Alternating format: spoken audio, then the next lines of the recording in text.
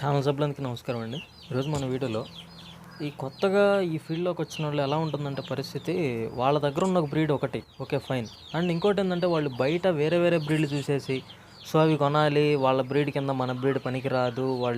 ఆ బ్రీడ్ అనేది బాగా ఫైటింగ్ చేసిద్ది. సో ఇలాంటి విషయాలనేసి అయితే నమ్మేసి మాత్రం ఆ బ్రీడ్ తెచ్చుకుంటున్నారు. సో ఆ బ్రీడ్ తెచ్చుకున్న తర్వాత కష్టాలు చెప్తాను. అలాగే ఆ బ్రీడ్ తీసుకురాకుండా మనోళ్ళు ఇలా దాని గురించి మాట్లాడుకోవడం వల్ల జరిగే విషయాలు కూడా చెప్తాను.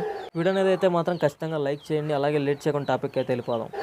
ఆటోమేటిక్‌గా ఎలా ఉంటదంటే, వాళ్ళు ఔట్ ఆఫ్ బ్రీడ్ గురించి తెచ్చుకోవాలి. ఆ బ్రీడ్ బాగుందంట అని అనుకునే మధ్య కాలంలో వీళ్ళ దగ్గర ఉన్న ఓన్ బ్రీడ్ ఏదైతే ఉందో, ఈ బ్రీడ్ మీద మక్కువ అనేది తగ్గిపోయిద్ది. అంటే సరిగ్గా ఫీడింగ్ ఇవ్వలేకపోవడం, సరిగ్గా మెడిసిన్స్ వాడకపోవటం, సరిగ్గా దానా అనేది టైమ్ టు టైమ్ పెట్టకపోవటం వల్ల ఆటోమేటిక్‌గా కోడి పిల్లలనేవి గ్రోత్ తగ్గిపోవటం, కోళ్ళనేవి సరిగ్గా గుడ్లు పెట్టకపోవటం, సరిగ్గా వాటి హెల్త్ కండిషన్ అనేది సరిగ్గా లేకుండా కోడనేది వీక్ అయిపోయేసి లాస్ రావడానికి ఎక్కువ అవకాశం అయితే ఉంటది.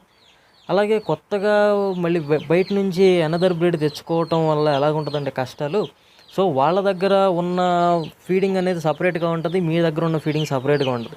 సపోజ్ ఒక 30,00,000 ఒక 30,000 పెట్టి ఒక మంచి బ్రీడర్ అని చెప్పి తీసుకొచ్చారనుకోండి. దాన్ని చేసే సపర్యలు చాలా ఉంటాయి. ఉదయం పూట బాదం పిక్క గానీ, కోడిగుడ్డు కానివ్వండి, లేకపోతే టైమ్ టు టైము దానా పెట్టడం కానివ్వండి, లేకపోతే కోడిగుడ్డు ప్రతిరోజు, లేకపోతే కైమా పెట్టుకోవడం. సో ఇలాంటి పరిస్థితులైతే కంటిన్యూగా వస్తూ ఉంటాయి. సో వీటిని ఫేస్ చేయాలంటే మళ్ళీ వాటి మీద ఇన్వెస్ట్‌మెంట్ ఎక్కువైపోద్ది. సో ఇన్వెస్ట్‌మెంట్ ఎక్కువైపోతుంది. ఫీడింగ్ కాస్ట్ తగ్గించాలి అని చెప్పి మనోళ్ళు నానా చెత్త వాడుతున్నారు. సో నానా చెత్త వాడటం వల్ల ఏమవుతుందంటే ఆటోమేటిక్‌గా ఆ పుంజులో స్పర్మ్ కౌంట్ అనేది తగ్గిపోతుంది. స్పర్మ్ కౌంట్ తగ్గిపోవటం వల్ల కష్టాలు ఎలాగుంటాయంటే, గుడ్లు పొదగేసిన గుడ్లు పిల్లలు అవ్వకపోవటం, సరే అయిన పిల్లలు గుడ్లోంచి పెగిలి బయటకొచ్చిన తర్వాత పిల్లలు సరిగ్గా బతకకపోవటం, ఫీడింగ్ సరిగ్గా తినకపోవటం, అంటే గ్రోత్ పడిపోవడం, కోడిపిల్ల బక్కచిక్కిపోవటం, చనిపోవటం. సో ఇలాంటి పరిస్థితులు అయితే వస్తూ ఉంటాయి.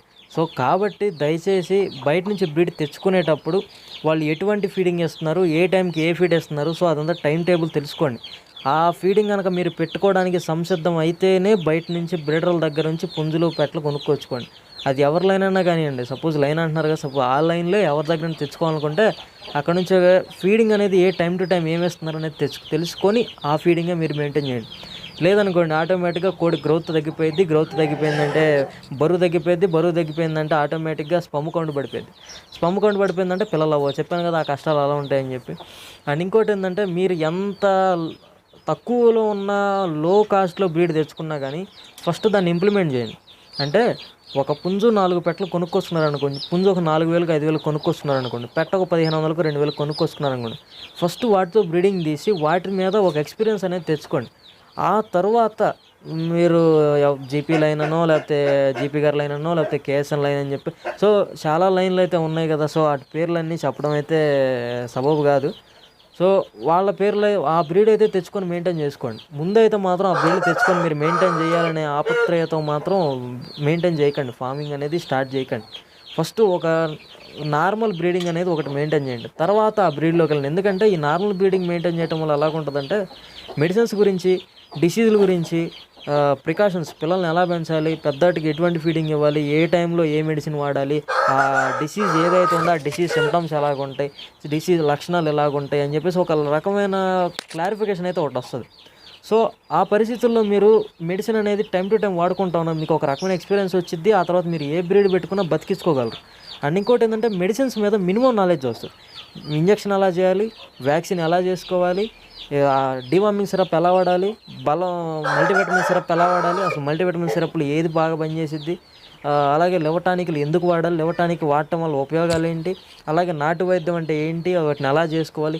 సో ఇలాంటి వాటి విషయాల గురించి అయితే క్లియర్గా అర్థమవుతుంది. అంతేగాని ఏదో పొలం అనుకుంటే ఇల్లు ఒక బ్రీడర్ దగ్గరికి వెళ్ళి పుంజులు, పెట్టలు, నానా కష్టాలు పడి పుంజులు, పెట్టలు తెచ్చుకొని ఆ బ్రీడ్ మెయింటైన్ చేయడం అంటే అది చాలా కష్టం.